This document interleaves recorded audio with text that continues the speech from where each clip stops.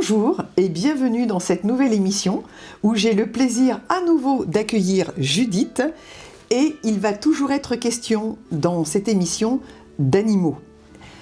Alors, on va vous parler cette fois-ci non pas des chevaux, mais on va vous parler de chiens et plus particulièrement d'un chien.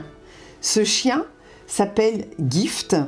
Et j'ai eu la chance de connaître Gift puisque Judith a eu l'occasion de m'inviter chez elle pour faire un travail très historique là où elle habite.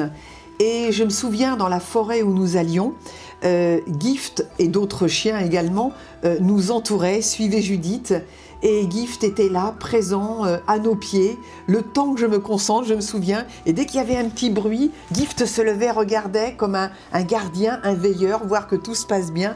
C'est un chien, Gift, que j'ai connu et qui m'a énormément touchée. Alors voilà. Judith va me faire une nouvelle demande, celle de travailler sur Gift pour une certaine raison que Judith va vous expliquer. Alors Gift, c'est un berger allemand. C'est un berger allemand qui a vraiment été mon binôme, mon chien adoré, avec toutes les qualités du berger allemand. Et il venait de nous quitter. Il avait 13 ans et demi, mais ça passe toujours trop vite et peu importe l'âge. Et ça fait juste un an, pile poil maintenant. Mais quelques jours après, j'ai eu cette séance avec Pascal. Et il y a eu un drame terrible. Juste 2 jours après la mort de Gift, j'ai perdu dans des circonstances dramatiques un chat que j'adorais aussi, qui était magnifique, qui était un angora turc, un très beau chat blanc qui avait une personnalité incroyable, qui est mort dramatiquement. Et je laisse la parole à Pascal. Alors voilà, Gift donc va décéder et il se trouve que ce chat va mourir 2 jours plus tard de façon extrêmement dramatique. Et quelques temps plus tard, Judith va me demander d'entrer en communication avec Gift. Alors, plus qu'un grand discours, parce que c'est tellement beau et c'est tellement incroyable, eh bien, alors bien entendu, je ne peux pas parler et évoquer toute cette séance qui va durer 1h30, 2 heures, où je vais en concentration évoquer et parler de Gift, mais pour l'émission, avec l'accord de Judith, j'en ai sélectionné quelques extraits. Et d'ailleurs, de ces extraits, Judith pourra rebondir et certifier certaines choses. Alors, je suis extrêmement surprise parce que lorsque je me concentre, j'ai toujours besoin de prier avant.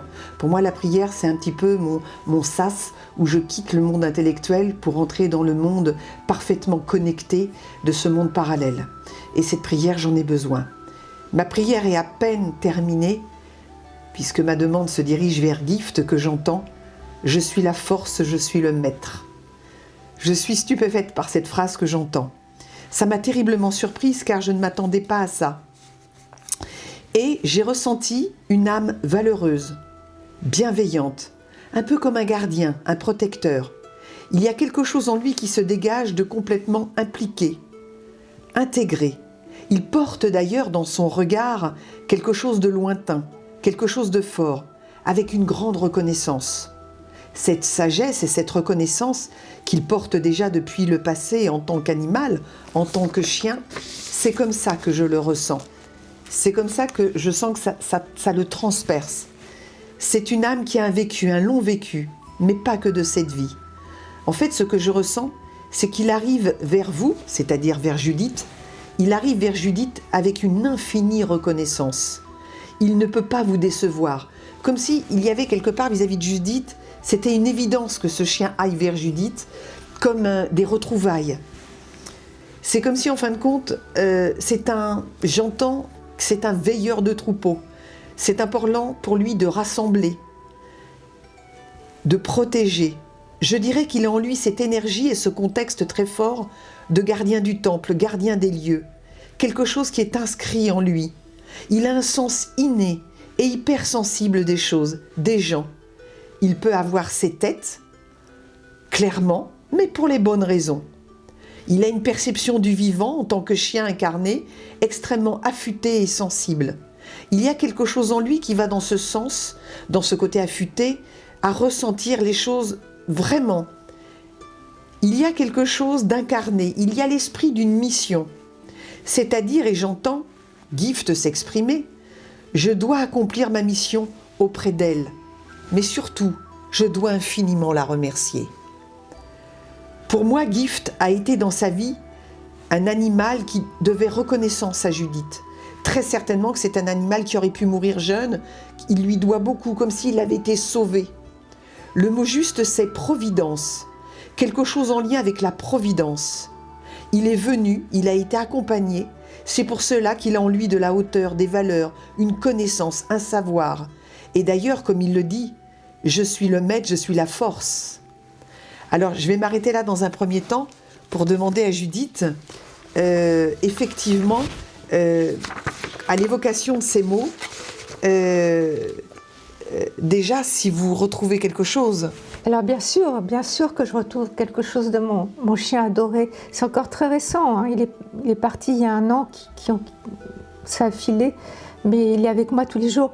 Je pense que pour vous expliquer la validation que je peux donner quand elle dit que je l'ai sauvé, c'est essayer de tenter de vous raconter brièvement comment j'ai adopté Gift, parce que c'est une histoire incroyable.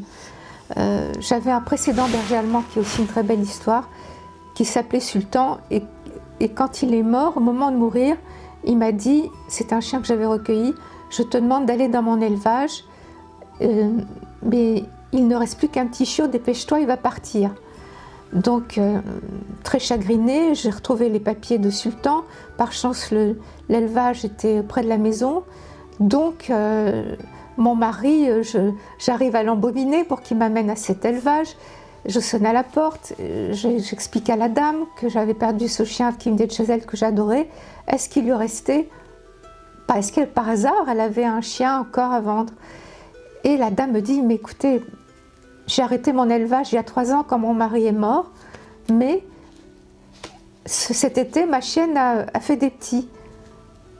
Mais ils sont tous réservés. Ah, elle me dit, mais il reste un petit chiot, le monsieur qui devait venir le chercher, j'ai pas de nouvelles, il devait partir au Maroc. Si vous voulez, vous pouvez le prendre. Donc je l'ai pris tout de suite, évidemment. C'était Gift. Et elle m'a demandé, cette dame, de la rappeler 2 jours après. Et elle m'a dit, à peine vous êtes parti, le monsieur m'appelait du Maroc, il prenait l'avion pour venir le chercher. Donc je pense que s'il avait été au Maroc, il aurait peut-être été très malheureux, peut-être qu'il serait mort très jeune, et c'est en ça que pour moi c'est une validation de ce qu'a ressenti Pascal et décrit là. Et c'était absolument incroyable. Je l'appelais Gift parce que c'était l'année DG, que c'était un cadeau de Sultan. Et puis aussi j'ai regardé ses papiers pour voir s'il avait un sang commun avec Sultan. Et ils avaient la même grand-mère qui s'appelait Judith. Oh. Voilà. C'est absolument donc incroyable. Ce chien était vraiment mon chien adoré. Et Pascal, je suis sûre que quand elle dit que... C'est étrange qu'elle ait dit ça, qu'elle ait dit que je l'avais sauvé, que sinon il serait mort jeune. Peut-être que s'il était parti au Maroc, ça se serait mal passé.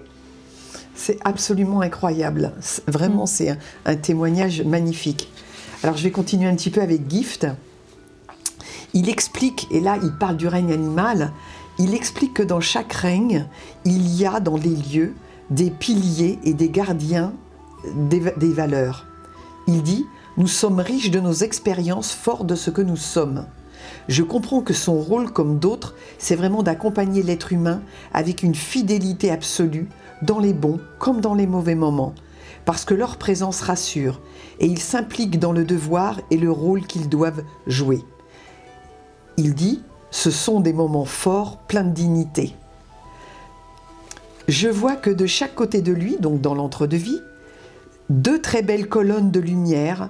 Je le vois faire des allers-retours dans son corps physique, c'est-à-dire il se dédouble, il reprend. Je sens que sa respiration est problématique et très certainement la poitrine, les poumons, le cœur, tout ce qui touche les organes respiratoires. Mais il ne montre rien et il dit « Nous savons le moment où ça arrive et nous nous y préparons ».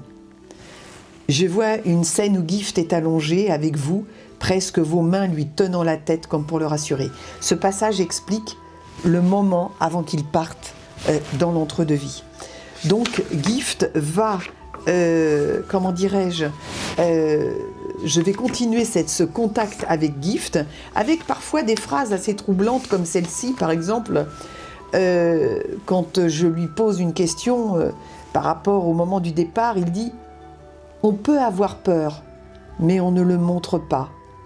On peut être triste, mais on ne le dit pas. » Ce qui me touche dans ces contacts avec que ce soit les chevaux, les chiens, le chien Gift, c'est cette humanité qu'il véhicule, cette sensibilité et cette humanité vraiment, vraiment très forte. Et puis un passage, alors celui-là il parle de l'entre-deux-vie, et là je vois vraiment une nature, comme si c'était un monde parallèle, un lieu tellement beau. Il y a une paisibilité, une forêt avec de l'eau. Mais ce qui m'interpelle, c'est la beauté de ce que je vois. J'entends l'eau qui coule de la cascade. Les ruisseaux extrêmement clairs, un vert très éclatant avec des forêts et des arbres, des étendues aussi également. J'entends que c'est une nature réconciliatrice. Car l'animal ne peut disparaître du paysage terrestre. Il en fait partie. Il a sa part entière. Il est même nécessaire. Je ressens qu'il n'y a pas de distinction d'animaux dans ce lieu. Et c'est là où Gift va aller, se ressourcer. Alors, il va d'abord se reposer, et puis il va guérir. Parce que je sens, il explique que pour lui, à l'intérieur de son corps, il se sentait comme dans une cage, quelque chose qui l'étreignait, qui l'enfermait, quelque chose qui l'enserrait. Mais il parle aussi d'une très grande fatigue. Et à un moment donné, il dit qu'il vient visiter toujours le lieu où il a vécu avec Judith, et il dit à un moment donné, je me montrerai là sur mon rocher. Alors je sais de quel rocher il s'agit. Oui, chez moi il y a une forêt qui surplombe la maison avec un très beau rocher que j'appelle le rocher sacré.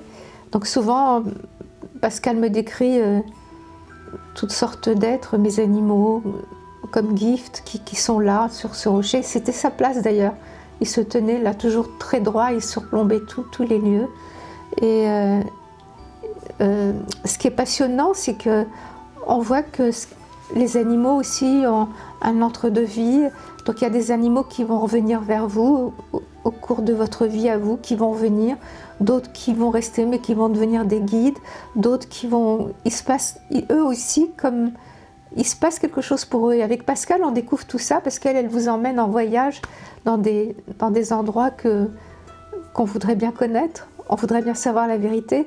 Donc on a des clés comme ça, on a des indices, c'est comme un film. Donc Pascal me dit souvent, j'aimerais vous montrer toutes les images, mais je ne peux pas vous les montrer, mais moi je les vois très bien, je vois le film qui défile dans son esprit. Alors lors de ce contact avec Gift, il va y avoir, je dirais, un autre animal qui va se glisser. Cet animal, c'est un chat. Cet animal, c'est un chat, et cet animal, c'est Diamant. Ce chat s'appelle Diamant. Donc, comme nous le disions en préambule de cette émission, Diamant est décédé tragiquement 3 jours après le départ de Gift. Alors, là, ce que je vais dire de Diamant, c'est un petit peu difficile, mais en même temps, vous allez voir où ça va aboutir par rapport à Gift.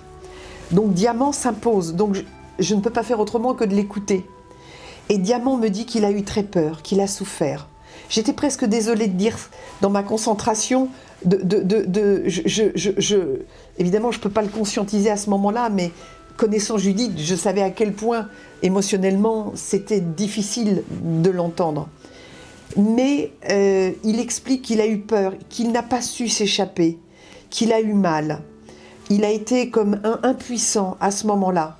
Donc c'est vraiment une scène compliquée que je suis en train de décrire, je vais épargner certains détails. Et à un moment donné, Diamant va me montrer cette scène où il est dans le cou de Gift. C'est-à-dire, il explique qu'il a trouvé refuge dans le cou du berger allemand, du chien Gift. Et que là, son refuge est là, que Gift le protège. Et là, moi, quand je vois ça, je comprends que c'est vraiment très bien au regard de ce qu'il a vécu, car Gift va être son protecteur, son gardien. D'ailleurs, il le dit suffisamment, Gift, le rôle qu'il a à jouer par rapport à ça. Et donc, il va aller se nicher dans la nuque, au-dessus de la tête de Gift. Et Gift va devoir le protéger, l'emmener avec lui. Donc là, je n'ai plus de soucis pour Diamant. Je sais qu'il est sous haute protection avec Gift. Et à cela, il va y avoir une réaction à la fin de cette séance assez incroyable par rapport au fait de Gift et Diamant. La photo. La photo. Eh bien, j'ai fourni une photo à Pascal où on voit de leur vivant Diamant blotti sur le dos, sur le cou de Gift. Ils étaient blottis l'un contre l'autre. La mort de Diamant, c'est terrible de la revivre. J'étais absente pendant quelques heures. Et quand je suis revenue, Diamant était mort. C'était un jeune chat très beau qui avait beaucoup de personnalité. Et j'avais provisoirement un jeune berger allemand que Gift n'aimait pas. Je pense qu'il m'avait prévenu. Et il a tué le chat, mais d'une manière horrible. Horrible. C'est ça que Pascal décrit. Passons là-dessus. Oui. Voilà. Mais quand elle m'a parlé de Gift qui avait accueilli Diamant, de tout ça, ça m'aide. Ça m'a aidé. Ça m'a aidé. Et ce qui est encore plus troublant, c'est que je décris vraiment cette scène de Gift dans le cou, de Diamant dans le cou, de la tête de Gift. Et Judith va retrouver cette magnifique photo que vous allez pouvoir voir, où de son vivant, Diamant, c'est une photo où on voit Diamant couché sur la tête de Gift. Donc en fait, ce qui est troublant dans cette révélation, c'est que Diamant le faisait de son vivant. Donc c'est vraiment incroyable. C'est encore une fois une synchronicité et une validation. Absolument. Alors je vais revenir un peu sur Gift parce que plus récemment, avec Judith, nous avons travaillé sur un autre contact avec Gift. Et là, c'est tellement beau et c'est tellement magnifique que j'ai fait une petite sélection de passages parce que il ne peut pas en être autrement que de partager ça. Alors bien évidemment, sachez que les concentrations sont longues et c'est des dizaines de pages retranscrites, mais pour l'émission, j'en ai extrait quelques petits morceaux. Alors celui-là, dès que j'ai touché la photo de Gift, j'entends Gift parler et j'entends « De mon royaume je te guide et je te protège ». Il parle à Judith. De mon royaume je te guide et je te protège. Ma présence est éternelle, bienveillante, présente. Je vois Gift, il y a une énergie de fierté, de présence, de douceur. Je ressens son énergie, apaisée, sereine. Je vois des scènes où Gift court dans des prés, la nature, sur des terrains. Il court presque à perdre haleine. Il dit qu'il est fier, heureux, serein. Il explique que l'amour qui relie les âmes entre elles, que ce soit d'ailleurs le monde animal ou le monde humain, est d'une richesse immense. On sent dans son énergie le besoin, l'envie d'être un gardien, un protecteur. Il est là, présent, presque admiratif. Il y a quelque chose qui me trouble chez Gift, c'est la profondeur de son regard. C'est assez saisissant. Il observe, il regarde, il sait. Il y a presque l'absolue certitude d'une connaissance. Je dirais que quelque part, en lui, il a le don d'analyser, d'observer, de comprendre, de savoir. C'est très émouvant quand on voit tout ça, surtout quand on parle d'un animal. Et son regard est surprenant. Il y a quelque chose de magistral, de noble. C'est ça le mot, c'est noble. J'entends, j'appartiens à la race des rois. C'est émouvant de dire ça, mais vraiment. Et il dit, les rois, comme nous l'entendons, ce sont des âmes comme la mienne, qui ont été des gardiens d'un lieu, d'un temple, de personnes. Nous avons également un monde à protéger, à nourrir, à préserver. Nous sommes aussi présents pour sauver des vies. Nous accueillons, nous libérons, nous protégeons. Là, c'est plus que le voir, c'est un message que donne Gift. Je peux comprendre pourquoi Judith y a été très attachée. On va dire que l'âme vise une certaine forme de responsabilité. Je cite ce que j'entends de Gift. Bien souvent, ce que nous avons fait sur Terre, c'est quelque chose que nous faisons aussi là où nous sommes, dans ces lieux immenses, où nous pouvons avoir cette liberté, cette respiration, cet espace. Là, il me montre beaucoup ce lieu en m'expliquant qu'il est très présent. Il me demande de le suivre, donc c'est ce que je fais. Il est en hauteur, sur un rocher. Je descends, je le suis. Il passe dans la cour, là je sais que je suis chez Judith, et il regarde, il s'approche des écuries, il repart à droite, et il entre dans la maison, il frôle une table, un fauteuil, il en fait le tour, il montre les choses, un coussin, il veille, il est là. Donc là, il me signifie, bien évidemment, qu'il est peut-être de l'autre côté, mais son double, lui, est très présent chez Judith. Et là, j'ai une scène de l'espace-temps et je vois le chien que vient d'acquérir Judith. Ce chien s'appelle Aristo, c'est un berger allemand. Et c'est comme s'il y avait Aristo qui était allongé et Gift venait le sentir, le renifler. Comme s'il venait même lécher au niveau de la tête, des oreilles. En fait, il veille sur Aristo. Il l'accompagne. Il y a quelque chose de cet ordre-là, comme une protection.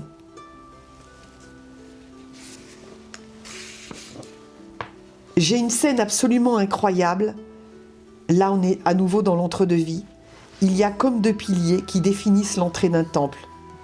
Sauf que derrière ces piliers, ce n'est pas un temple comme on l'entend, c'est une verdure luxuriante, incroyable, de forêts d'arbres très verts, très colorés, une espèce de voile, quelque chose de vaporeux. Et là, je vois plein d'animaux à quatre pattes. Ces animaux ont un rôle à jouer, que ce soit dans l'entre-deux-vie ou sur Terre. Il est même question de mondes parallèles dans certains endroits. Il y en a qui expliquent qu'ils voient beaucoup, qu'ils vont beaucoup courir. Et donc, c'est toute une vie, mais c'est tellement cohérent, habité, et tout ça en très bonne harmonie. Je reviens sur Gift, parce qu'en fin de compte, je commence à comprendre la façon dont ils vivent. Il me fait un peu comme une visite guidée, un petit peu des lieux que j'essaie de retransmettre. Et d'ailleurs, Judith me disait, quand vous parlez et la façon dont vous retransmettez, je vous suis parce que j'ai les images visuelles aussi également de ce que vous voyez. Donc il y a vraiment un accompagnement par rapport à cela. Il parle d'un chien guérisseur et il va dire cette phrase. Alors là, c'est magnifique. Vous, les êtres humains, vous pouvez voir les auras, mais sachez que nous aussi, nous voyons l'aura et nous sentons beaucoup l'énergie humaine. Il me dit, la peur, nous la ressentons.